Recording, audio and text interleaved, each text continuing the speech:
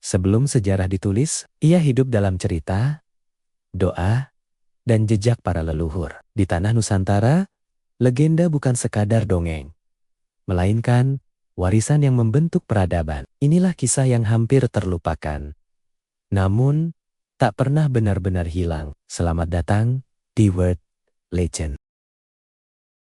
Sejarah sering menuliskan nama para raja dan wali, tetapi jarang menyebut perempuan yang melahirkan para pengubah zaman. Di tanah Pasundan, pernah hidup seorang putri kerajaan meninggalkan istana, menempuh gurun Arab, dan dari rahimnya lahir seorang wali songo. Inilah kisah Dewi Rara Santang. Kerajaan Pajajaran pada abad ke-15 adalah pusat kekuasaan besar di tanah Sunda.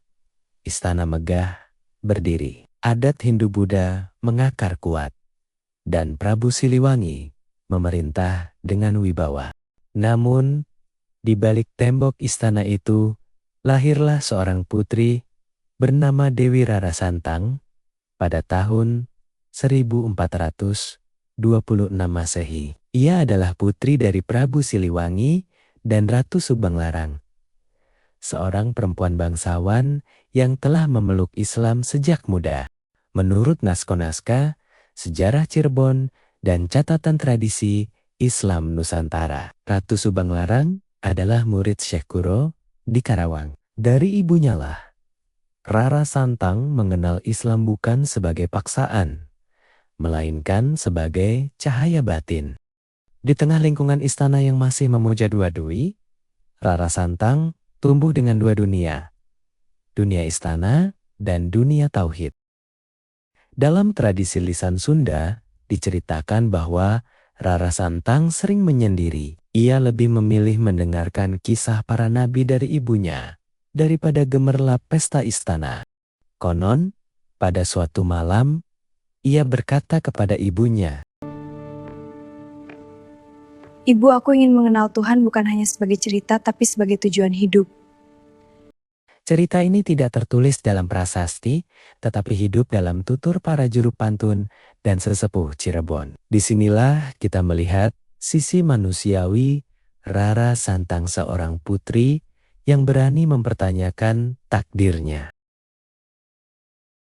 Sejarah mencatat, Rara Santang meninggalkan istana bersama kakaknya, Pangeran Walangsungsang. Keputusan ini adalah titik balik besar. Dalam sumber tertulis, disebutkan mereka pergi untuk mencari ilmu agama Islam. Sementara dalam cerita lisan, kepergian itu digambarkan penuh air mata perpisahan dengan ayah, dengan kemewahan, dan dengan status bangsawan. Mereka berguru ke berbagai ulama, hingga akhirnya menapaki perjalanan panjang menuju Tanah Suci. Pada tahun 1443 Masehi, Rara Santang dan Walangsungsang menunaikan ibadah haji ke Mekah. Ini bukan perjalanan biasa, melainkan perjalanan lintas benua yang penuh risiko. Catatan sejarah menyebut, di Mekah Rara Santang menetap cukup lama. Ia memperdalam ilmu agama dan mengganti namanya menjadi Syarifah Mudaim. Di Tanah Suci, Rara Santang dipertemukan dengan Syarif Abdullah Umdatuddin, seorang bangsawan keturunan Rasulullah yang memiliki pengaruh di Mesir. Sejarah mencatat pernikahan ini sebagai ikatan dakwah dan nasab, sementara cerita lisan menggambarkannya sebagai pertemuan dua jiwa yang dipersatukan misi besar, menyebarkan Islam ke timur. Dari pernikahan ini, lahirlah seorang anak bernama Syarif Hidayatullah yang kelak dikenal sebagai Sunan Gunung Jati. Ia dididik langsung oleh ibunya dengan nilai keteguhan iman, kesederhanaan, dan keberanian. Sejarah mencatat, Sunan Gunung Jati kelak menjadi salah satu wali songo dan pendiri Kesultanan Cirebon. Tanpa Dewi Rara Santang, sejarah Islam di tanah Pasundan akan berbeda.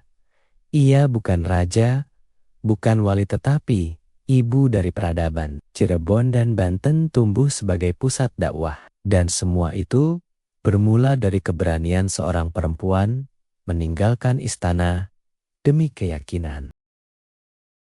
Sejarah besar sering lahir dari keputusan sunyi. Dewi Rara Santang mengajarkan kita, iman, jika diperjuangkan, akan melahirkan peradaban. Legenda bukan hanya untuk dikenang, tapi untuk terus diceritakan. Jika kisah ini membuatmu berpikir, merinding, atau bangga akan sejarah Nusantara, tetaplah bersama kami di World Legend. Jangan lupa subscribe, nyalakan loncengnya, tekan like sebagai dukungan, dan tuliskan pendapatmu di kolom komentar. Karena sejarah hidup selama masih ada yang mau mendengarkan.